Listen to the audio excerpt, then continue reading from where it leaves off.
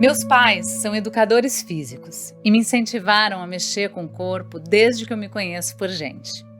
Eu experimentei um monte de modalidades, sem me especializar em nenhuma. Joguei no time de vôlei da escola, fiz ginástica olímpica, ginástica rítmica, natação, patinação, futebol, handebol, balé, surf. Passei a infância e a adolescência pulando de galho em galho. Mas eu já era adulta quando conheci a atividade que transformou mais do que o meu corpo, a minha mente, a yoga.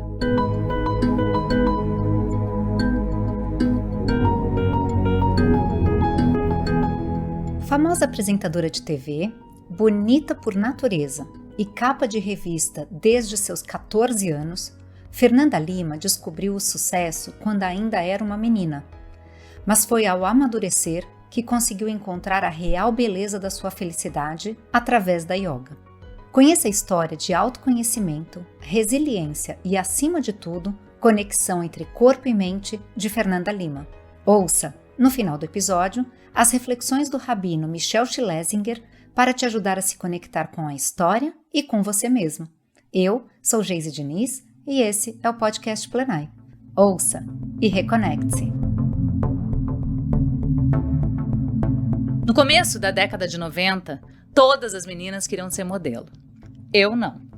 Aos 14 anos, eu era bem moleca, não gostava de me arrumar e me achava assim um pouco sem graça fisicamente. Eu me via como uma adolescente qualquer, de cabelo e olho castanho e rosto comum. Mas eu tinha uma vizinha em Porto Alegre que queria participar de um concurso de modelo. Ela sim levava jeito. Ela parecia a Barbie. Para mim, já era vencedora. Então eu fui com ela ao shopping para fazer a inscrição no concurso. Mas quando a gente chegou lá, perguntaram se eu não ia me inscrever também. Eu falei não, de jeito nenhum, eu só vim acompanhar a minha amiga. Mas eles insistiram. Disseram que eu tinha tudo a ver com a moda, para eu chamar meu pai para ele me autorizar a participar do concurso, já que eu era menor de idade. Eu achei aquilo tudo uma loucura, mas acabei voltando lá com meu pai e eles convenceram meu pai de que eu tinha potencial. E assim eu fui inscrita. Embora eu morasse numa capital, eu me sentia um bicho do mato naquele universo das modelos. Eu olhava para as outras candidatas e pensava, eu sou a mais nada a ver. As meninas eram muito magras, muito altas, tinham olhos azuis, cabelos compridos, vestiam roupas super da moda. Eu achava que elas olhavam para mim e não entendiam o que eu estava fazendo lá. E acabou que eu ganhei a seletiva em Porto Alegre e cheguei na final em São Paulo. O meu prêmio foi sair na capa da revista Capricho. As coisas na vida acontecem de um jeito que a gente nem sempre entende. A carreira de modelo praticamente caiu no meu colo. Embora não fosse o meu sonho, eu até que gostei da ideia de viajar, conhecer o mundo, falar outras línguas e ainda ganhar um dinheiro. Acima de tudo, gostei muito da ideia de ter liberdade. Então, decidi apostar na carreira e, um pouco contra a vontade dos meus pais, comecei a passar umas temporadas em São Paulo, na casa dos meus tios. Os trabalhos foram aparecendo e eu fui trabalhando. Me desgarrei um pouco mais da minha família e fui morar um tempo no Japão e em Milão. Mas não foi exatamente uma história de conto de fadas e glamour. No fundo, eu me sentia um objeto como modelo. Eu comecei a me encontrar profissionalmente quando a MTV me convidou para apresentar um programa chamado Mochilão. Eu participei de uma temporada gravada no Havaí e adorei. Eu senti que o mundo da comunicação tinha muito mais a ver comigo. Eu também fui chamada para fazer um programa ao vivo na Rede TV. Foi uma baita oportunidade profissional. Nesse meio tempo, também comecei a fazer a faculdade de jornalismo. Eu tinha 22 anos e esse também foi o início da minha crise existencial. Junto com a visibilidade na TV, veio o julgamento alheio.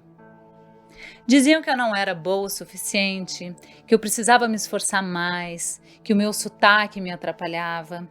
Aquilo começou a me assustar. Ao mesmo tempo, tinha muita gente que começou a se aproximar de mim só porque eu fiquei conhecida. eu fui me tornando uma pessoa bastante desconfiada. Quando as câmeras desligavam, eu ia para casa e eu me sentia extremamente sozinha. Eu descobri que existia um vazio na fama. E aquelas descobertas me despertaram para uma batalha interna. De repente, eu tinha sucesso, eu tinha dinheiro, eu tinha homens interessantes, mas eu não estava feliz. Esse clique me veio no Carnaval de 2001. Eu tinha convites para ir para Angra dos Reis, para Campos do Jordão, para o Uruguai, para o Rio de Janeiro, para festas, camarotes, shows.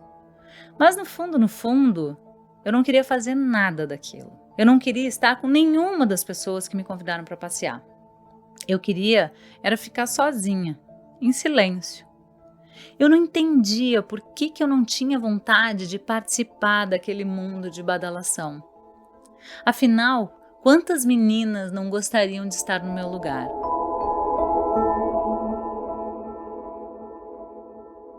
E foi no meio dessa crise que eu conheci a yoga. Por indicação de uma amiga, eu experimentei uma aula de Ashtanga, um tipo de yoga bem exigente. Eu tenho um bom preparo físico, mas eu saí dessa aula suada da cabeça aos pés. Foi 1h30 de uma prática dinâmica, com bastante alongamento, muita torção e uma respiração intensa. Eu senti como se eu tivesse entrado numa espécie de transe. Eu lembro que eu saí da aula à noite. Estava chovendo muito em São Paulo. Eu entrei no carro em êxtase, com uma sensação de felicidade que eu não consigo descrever. Eu dormi o melhor sono da minha vida nessa noite. E na manhã seguinte, acordei me sentindo plena. Peguei um chá, sentei no quintal, fiquei olhando para o sol e para as plantas e pensei comigo mesma. Tá tudo aqui dentro. A solidão, o medo, a desconfiança de tudo, de todos tinha ido embora. A minha felicidade finalmente estava dentro de mim e não fora.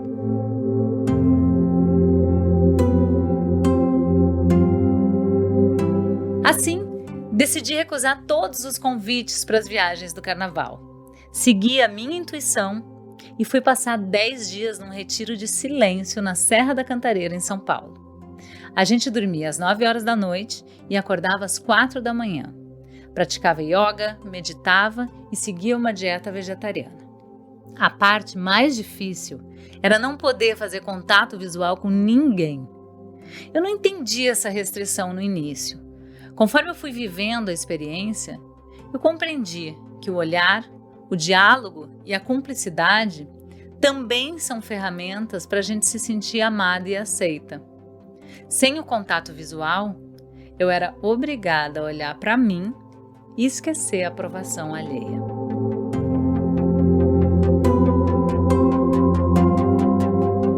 Essa foi a minha primeira experiência de autoconhecimento.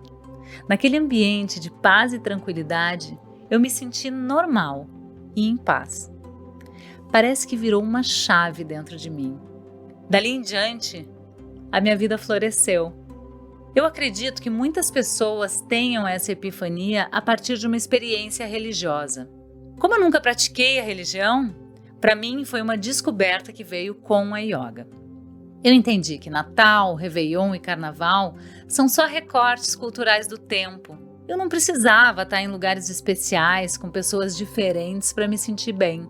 Eu podia ficar em paz, sozinha, na minha casa, numa boa. Foi crucial eu ter feito essas descobertas naquele momento em que eu podia ter me deslumbrado com a fama. Eu lembro que o meu pai sempre me dizia: mantenha os pés no chão, minha filha. E o conselho dele fazia todo sentido. Com a yoga, eu sinto que eu plantei uma raiz. Criei uma solidez que me acompanha até hoje e que é cultivada todos os dias.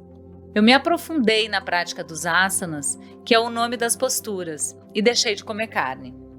Aceitei que eu não preciso beber socialmente só para me sentir inserida no grupo, já que eu não gosto assim de álcool. Passei a acreditar no meu poder interno. e na minha sensibilidade. Eu tomei decisões sérias que contrariavam opiniões ao meu redor. Foi assim que eu pedi demissão da MTV, por exemplo. Eu estava no meu melhor momento na emissora, mas eu sentia que eu não tinha mais o que fazer lá dentro. Dali para frente, eu só ia me repetir. E mesmo sem ter nenhuma proposta de trabalho, eu quis sair. Fiz um sabático e depois me mudei para o Rio, para ir ao encontro do meu namorado, que é hoje meu atual marido. E um tempo depois fui contratada pela Globo. Desde então, a yoga e a meditação são meus pontos de equilíbrio. Quando eu me sinto assim fora da casinha, eu pego meu tapete e tchau. A prática me tira do externo e me traz para dentro. A yoga vira um estado de espírito, porque não tem como eu fazer os asanas, as posturas, 1 hora e depois sair gritando com os meus filhos. É incompatível. No momento em que você começa a praticar, automaticamente você vai se conhecer, ter mais controle sobre as suas respostas emocionais e mais clareza sobre as escolhas na vida. Com o tempo, virou uma prática familiar. Quando eu conheci o Rodrigo, meu marido, ele não gostava de yoga. Mas com a nossa convivência, ele começou a praticar também. Hoje, ele é tão viciado quanto eu e sabe exatamente quando precisa ir para a salinha fazer umas posturas. E a gente também transmite os ensinamentos para os nossos filhos. Quando eu sinto uma energia ruim entre as crianças, eu obrigo elas a sentarem no chão e respirarem comigo. Eles não entendem muito bem o exercício, mas eu faço isso para plantar uma sementinha. Um dia, quando eles precisarem, e com certeza eles vão precisar em muitos momentos, eles podem usar esse recurso. E eu sempre falo para eles, quando tudo mais falhar, respira e entra em contato com você.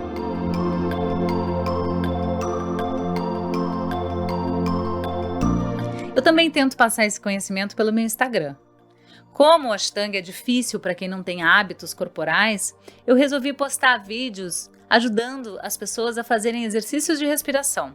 Afinal, é um recurso que todo mundo tem e, se for bem utilizado, faz muito bem para a nossa saúde física e mental.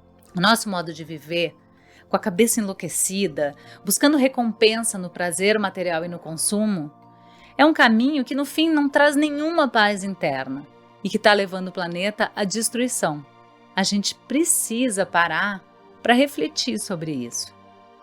O autoconhecimento é o caminho para as pessoas entrarem em contato consigo mesmas e descobrirem que a plenitude e a felicidade, na verdade, estão dentro e não fora da gente.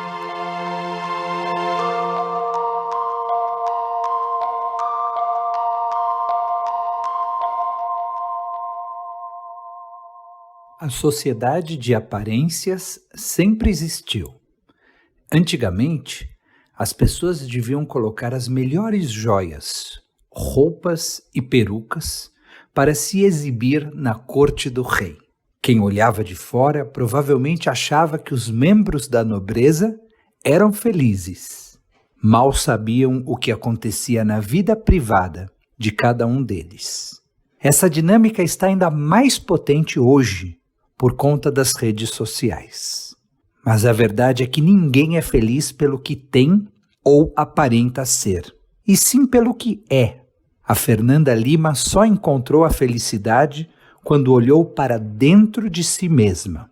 O veículo dela foi a yoga, mas outras pessoas podem trilhar esse caminho pela arte, pela religião, pela terapia, por exemplo. O que eu não recomendo é ficar na superficialidade. Quando Moisés sobe ao Monte Sinai para receber os 10 mandamentos, Deus diz para ele: vá até o topo da montanha e esteja lá. Dessa passagem bíblica, a gente aprende que é possível ir até o topo da montanha e não se estar lá. Estar lá significa olhar para dentro e buscar a plenitude que existe no interior de cada um de nós.